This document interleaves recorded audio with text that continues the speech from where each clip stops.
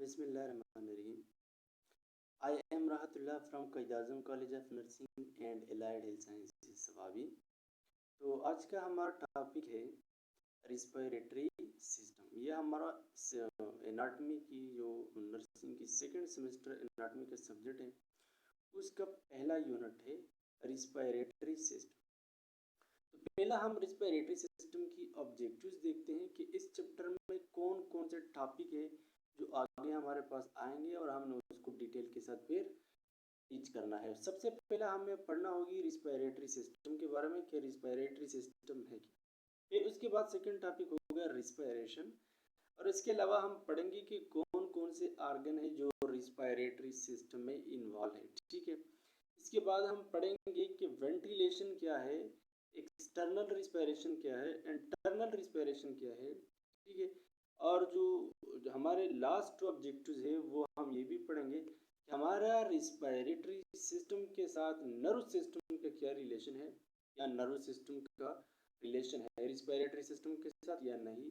और इसके साथ हम ये भी डिस्कस करेंगे कि हमारा रिस्पिरेटरी सिस्टम के जो ऑर्गन है, जिस तरह के लंग्स, वो लंग्स की कैपेसिटी क्या है, उस लंग्स के वॉल्यूम कितना है। तो ये है हमारी इस चैप्टर की मेन ऑब्जेक्टिव जो आगे हम डिटेल के साथ स्टडी करेंगे। अच्छा, हम स्टार्ट लेते हैं रिस्पिरेटरी सिस्टम से।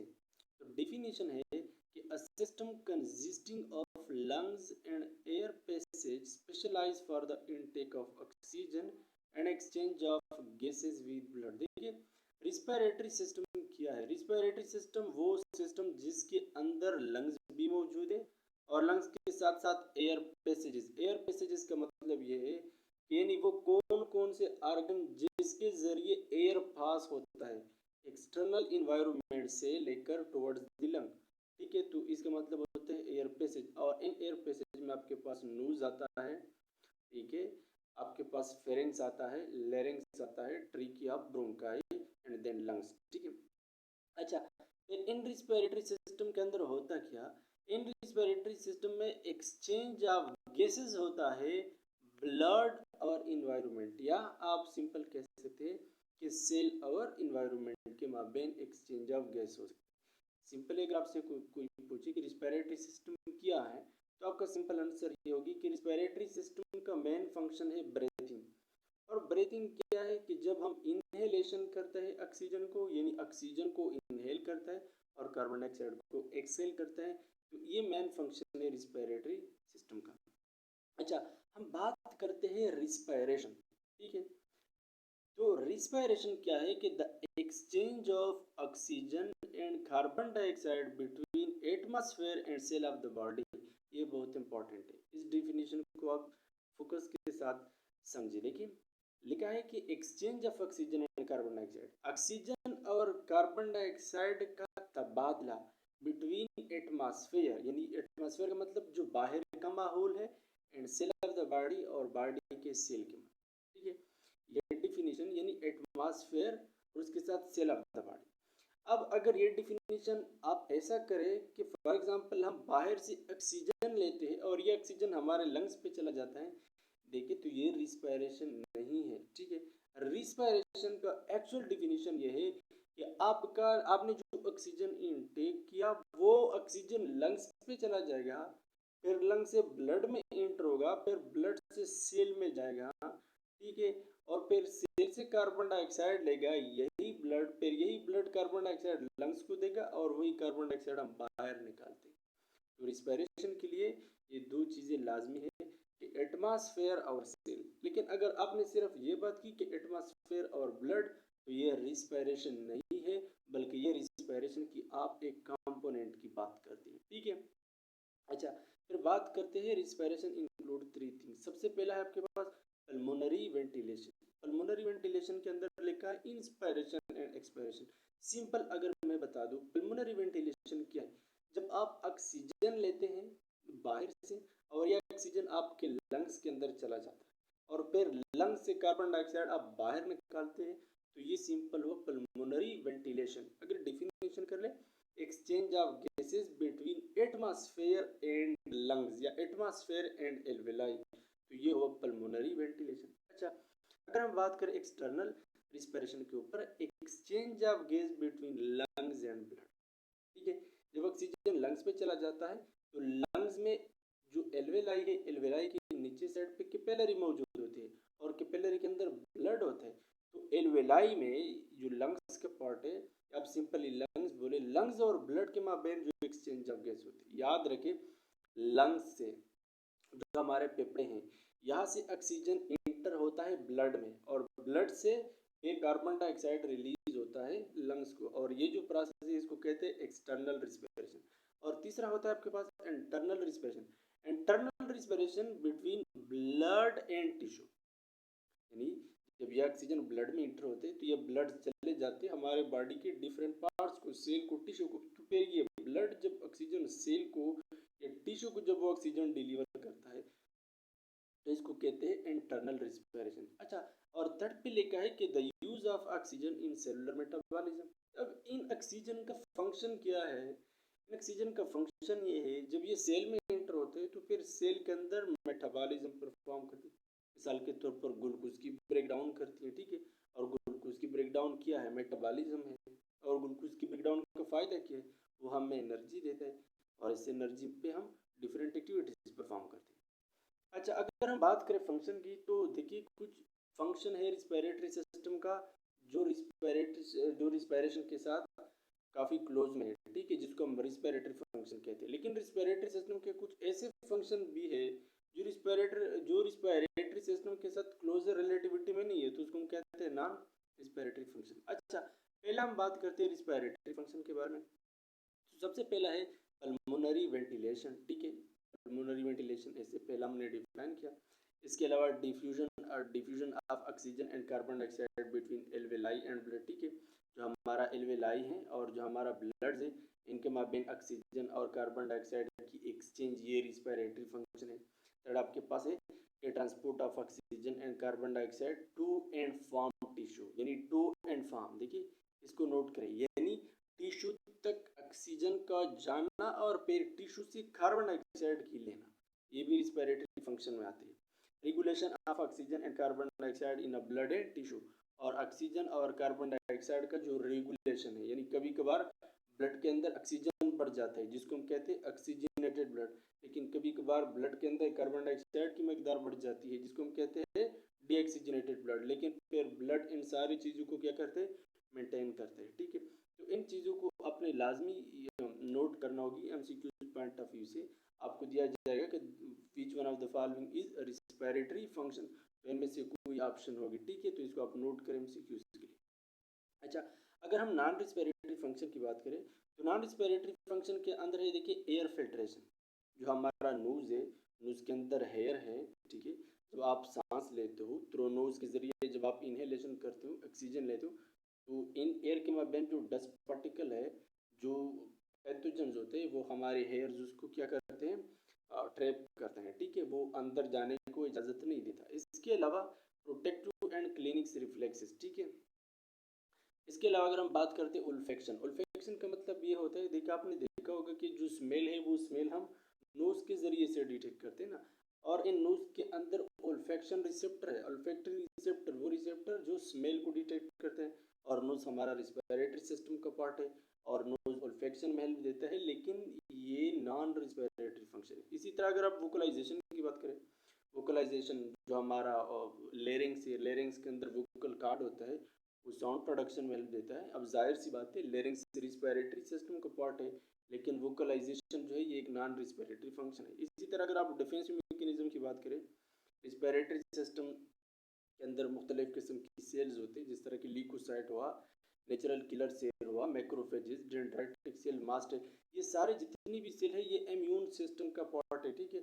और इम्यून सिस्टम का फंक्शन है डिफेंसिव, ठीक है, डिफेंसिव मैकेनिज्म हेल्प देते हैं। लेकिन चूंकि ये रिस्पिरेटरी सिस्टम के अंदर मौजूद है तो ये हमारे पास नॉन रिस्पिरेटरी फंक्शन में आते हैं।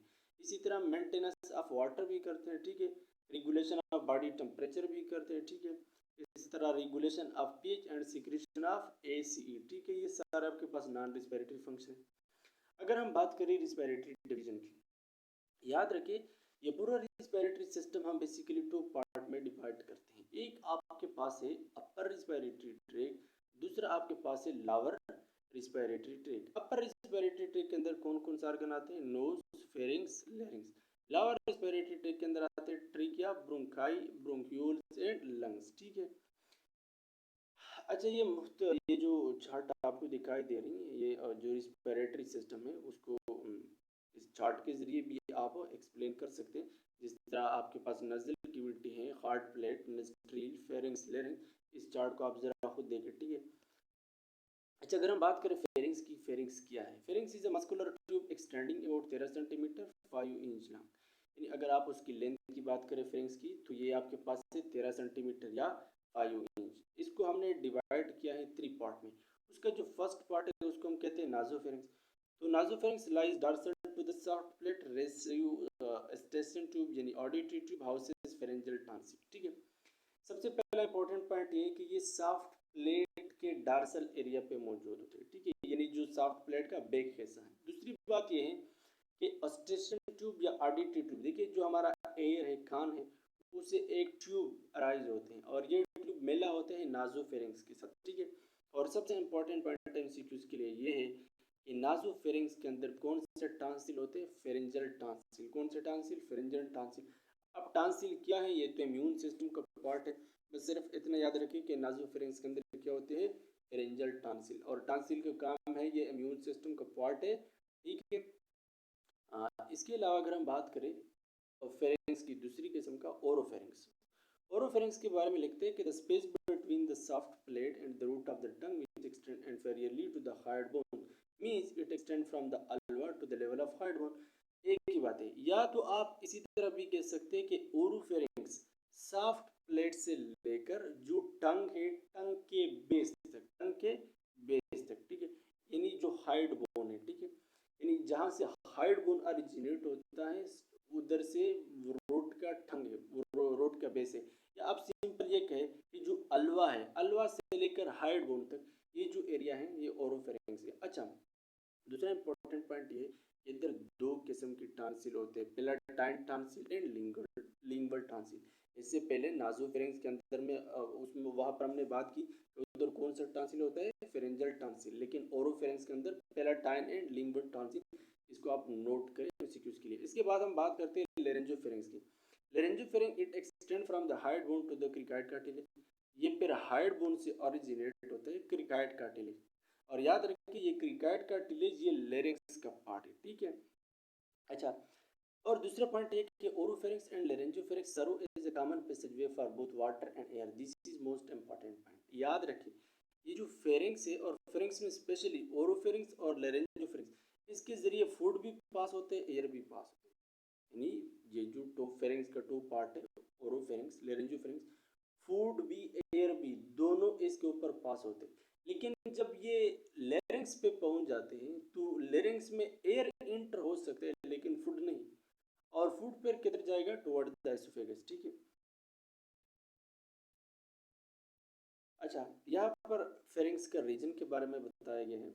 ये जो फर्स्ट पार्ट है दिस इज कॉल्ड नासोफेरिंग्स, और ये जो सेकंड पार्ट है दिस इज कॉल्ड ओरोफेरिंग्स, और ये जो थर्ड पार्ट है दिस इज कॉल्ड लेरेंजोफेरिंग्स। ठीक है। ये डिस्ट्रीब्यूशन क्या है? अच्छा, अगर हम लेरिंग्स की बात करें, लेरिंग्स आर वाइस बक्स। ठीक है। Is a cartilaginous chamber about 4 centimetre. Larynx को आप वाइस बक्स या साउंड बक्स भी कह सकते हैं। ये नोट करें। ठीक है। दूसरा बात ये कार्टिलेजिनस चैम्बर का मतलब ये कि ये कार्टिलेज का बना होता है। लेंथ उसके कितना होता है? 4 सेंटीमीटर। अच्छा, दूसरा पॉइंट ये है कि its primary function is to keep food and drink out of the airway but it also produce sound. यानी इसका टू फंक्शन, एक तो वो साउंड प्रोडक्शन में हेल्प देता है। ठीक है। दूसरा फंक्शन ये भी है कि लेरिंग्स के जो टॉप हिस्सा होता है उसके ऊपर एक फ्लैप ऑफ टिश्यू होते हैं जिसको एपिग्लॉटिस कहते हैं। वो एपिग्लॉटिस फूड और वाटर को अलाउ नहीं करता कि वो लेरिंग से चला जाए टुवर्ड्स द ट्रिक।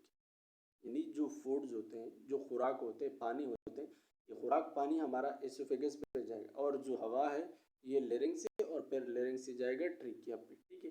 लेकिन अगर कभी कभार हो सके अगर आपका फूड या वाटर रिस्पिरेटरी सिस्टम यानी लेरिंग से ट्रिकिया पे चला गया तो यह हमारे लिए बहुत डेंजरस हो सकती है। अच्छा, अगर हम बात करें the superior opening of the larynx is the glottis at the base of the tongue is guarded by a flap of tissue called epiglottis. इसका मतलब ये है सिंपली, देखिए ये आपके पास क्या होते हैं, ग्लाटिस होते हैं, ठीक है, लेरिंग्स का टॉप पार्ट। लेकिन इस ग्लाटिस के ऊपर एक फ्लैप ऑफ टिश्यू होता है जिसको कहते हैं एपिग्लॉटिस, ठीक है। ये आपके पास हुआ ग्लाटिस और ये जो टॉप पर हुआ एपिग्लॉटिस। अब एपिग्लॉटिस का काम ये है कि वो वाटर और फूड को अलाउ नहीं करता कि वो लेरिंग्स पे चला जाए, ठीक है। अच्छा, अगर इसके बाद हम बात करें, during swallowing extrinsic muscle of the larynx pull the larynx upward toward the epiglottis and the tongue push the epiglottis downward.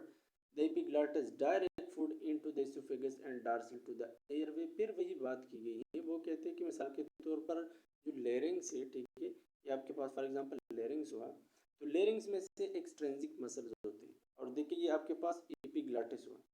Extrinsic muscle का काम ये है कि ये जो लेरिंग्स है ये ऊपर की तरफ उसको पोल करता है और फिर जो एपिग्लॉटिस है, एपिग्लॉटिस पर टंग डाउनवर्ड की तरफ फोर्स लगाती है, ठीक है, कब डाउनवर्ड है, लेरिंग्स को ऊपर जाना और एपिग्लॉटिस को ऊपर से डाउनवर्ड करना, और इसी टाइम ये एपिग्लॉटिस ग्लॉटिस को बंद करता है और फूड और वाटर जो है वो टुवर्ड्स द एसोफेगस चले जाते हैं, ठीक है। अच्छा, अगर इसके बाद हम बात करें कि the vestibular food of the लेरिंग also keep food and drink out of the airway even if the epiglottis is removed. अच्छा, कभी कभार होता है ना कि हमारे पास एपिग्लॉटिस रिमूव हो जाते हैं, ठीक है, तो इन पेयर अगर एपिग्लॉटिस ना भी हो तो कुछ केसेस ऐसे भी है कि इन लेरिंग्स के अंदर कुछ फोल्डेज है, वो फोल्डेज वाटर और फूड को अलाउ नहीं करता कि वो लेरिंग्स पे इंटर हो जाए, और ये फोल्डेज क्या है आगे हम डायग्राम में इस चीज़ को एक्सप्लेन करेंगे। अच्छा देखिए, अब थोड़ी सी एक शॉर्ट ओवरव्यू देते हैं लेरिंग्स का, कि लेरिंग्स कितने कार्टिलेज के बना होते हैं और कौन कौन से, ये कि लेरिंग्स के कार्टिलेज के ऊपर बात करते हैं, फिर इस डायग्राम की तरफ आते हैं। अच्छा, there are 9 cartilage, 3 unpaired and 3 paired. The unpaired cartilage of the larynx are thyroid, cricoid and epiglottis. अच्छा, लंग्स के अंदर ये भी इंपॉर्टेंट है, 9 कार्टिलेज होते हैं, इन 9 कार्टिलेज में 3 आपके पास अनपेयर और 3 पेयर, ठीक है।